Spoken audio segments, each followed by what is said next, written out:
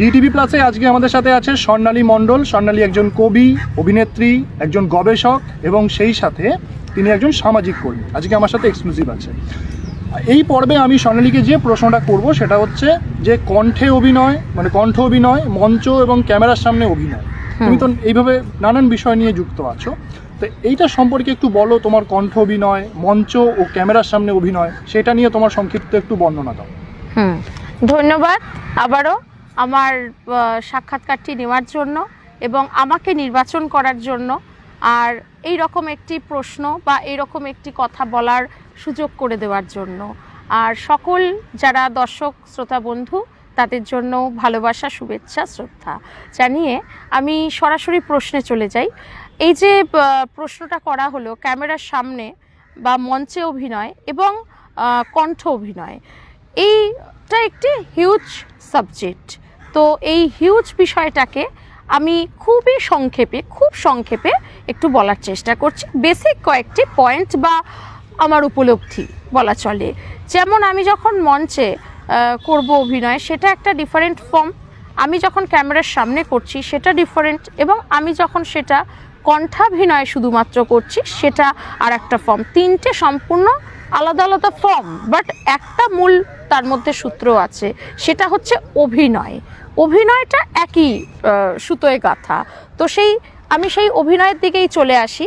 যখন আমি কণ্ঠাভিনয় করছি তখন কিন্তু আমরা সবাই জানি সেখানে শুধু গলার কাজ, আমাদের তখন সেখানে body structure, গেস্টার, posture, facial movement, eye contact, eye movement এইসবের কোনো প্রশ্ন আসছে না।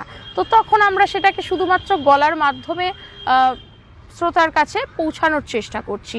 যা কিছু আমার গলার মধ্যে দিয়ে সেটার প্রকাশভঙ্গি, এই যে বিষয়টি, এবং এটি খুব একটি প্রাচীন একটি কনসেপ্ট। আমরা যদি বলি যে আমাদের যে বেদ আছে, বেদের যে ভাগগুলো রয়েছে এবং তার মধ্যে থেকে যেগুলো রয়েছে যে আমরা শুনে শুনে শুনে শুনে মনে রাখতাম, সুতরাং ওই শ্রুতিটা কিন্তু আমাদের বহু হাজার বছরের আগের সেই কনসেপ্ট থেকে শুরু করে এখন শুরু হচ্ছে সেটা অডিও ড্রামা বা শ্রুতি নাটক বা কণ্ঠাভিনয়। এই যে জায়গাগুলো, অনেক ক্ষেত্রে দেখা যাচ্ছে যে সেই কণ্ঠাভিনয়টা আমরা হয়তো আমাদের দেখা যাচ্ছে, আমরা বলছি, কিন্তু সেখানে মুভমেন্ট থাকছে না, মুভমেন্ট শুধু কণ্ঠস্বরের থাকছে।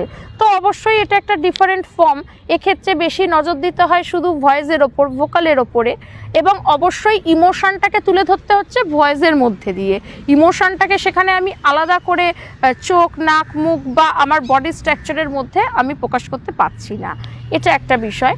আর যেটা হচ্ছে মঞ্চাভিনয় কিন্তু অনেকটা করার সেখানে জায়গা আছে। আমি একটা স্পিচ হাই লো বা আমি কতটা হাত নাড়াবো, ঘাড় নাড়াবো, এটা একটা আমার ব্যাপার আছে। সেই জায়গা থেকে আমি মঞ্চে দাঁড়িয়ে অনেক কথা আমি বলতে পারি হাত পা নাড়িয়ে আমার মুভমেন্টের মধ্যে দিয়ে। সেখানে আমার ভয়েসের মডুলেশনটা কম হলেও অসুবিধা নেই, যতটা দরকার ততটুকু রাখলে যথেষ্ট। এখানে কিছু টেকনিক্যাল দিক আছে, টেকনিক্যাল ফর্ম রয়েছে, আর যেটা সহজাত ভেতর থেকে যে এক্সপ্রেশনটা আসবে সেটা তিনটে ক্ষেত্রেই সেম, মানে অভিনয় যেটা, অনুভূতি যেটা।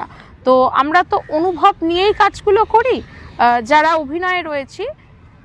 মেইন বিষয় হচ্ছে ফিলিংস, সেইটা যদি না আসে আমরা করতে পারবো না। তো সুতরাং ফিলিংসটা সবচেয়ে বড় কথা। তারপর আমরা কতটা হাত নাড়াবো, কতটা পা নাড়াবো, কতটা চোখ নাড়াবো, এটা আমরা ভাববো।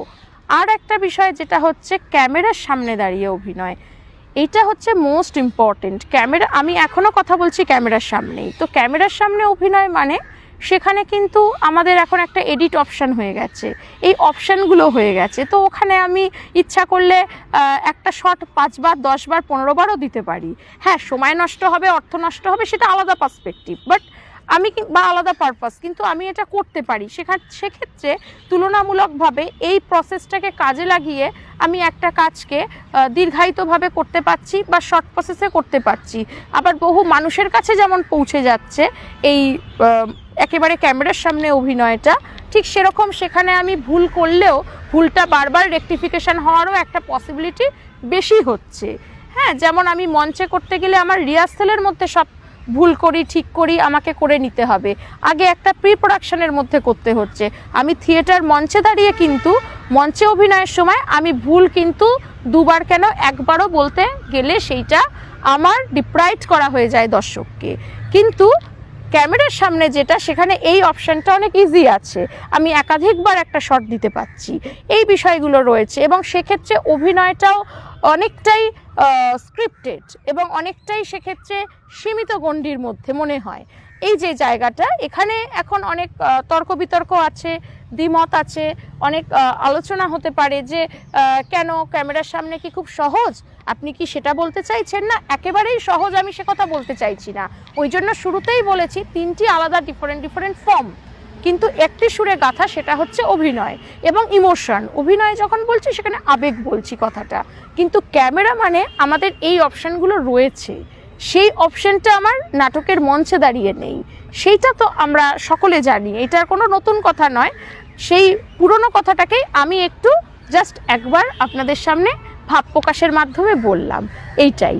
আর এছাড়া তো অভিনয় নিয়ে বলতে গেলে অনেক কথা আছে, অনেক রকম অভিজ্ঞতা আছে, অনেক কিছু মজার কথাও আছে, অনেক কিছু দুঃখের কথাও আছে, অনেক কিছু অভিমানের কথাও আছে। কিন্তু সৃষ্টি বা সৃজনশীল মানুষ যারা, তারা সৃষ্টিতে থাকবেন, তারা সৃষ্টির মধ্যেই বেঁচে থাকবে, সৃষ্টি তারা করবেন, তারা এই কাজগুলো করবেন। সেখানে কতটা সে নিজে দিতে পারছে হায়েস্ট বেস্ট, এইটাই সে ভাববে, এইটাই। তো আর কিছু এ বিষয়ে তেমন আমি আর আজকের পর্বে বাড়াচ্ছি না, আগামী কোনো সময় আরও বিস্তারিতভাবে আমি বলতে পারি, বলবো নিশ্চয়ই, সুযোগ পেলে যদি পাই। ধন্যবাদ। অবশ্যই তোমাকে এই অভিনয়ের বিষয়টা নিয়ে এত সুন্দর করে গুছিয়ে বলার জন্য অসংখ্য ধন্যবাদ। পরে আরেকটি প্রশ্ন নিয়ে ফিরে আসছি। অসংখ্য ধন্যবাদ স্বর্ণালীকে এই পর্বটাকে এত সুন্দর করে উপস্থাপন করার জন্য। স্বর্ণালীকে নিয়ে আবার ফিরে আসছি পরের পর্বে। আপনাদের নজর থাকুক ডিটিভি প্লাসের পর্দায়।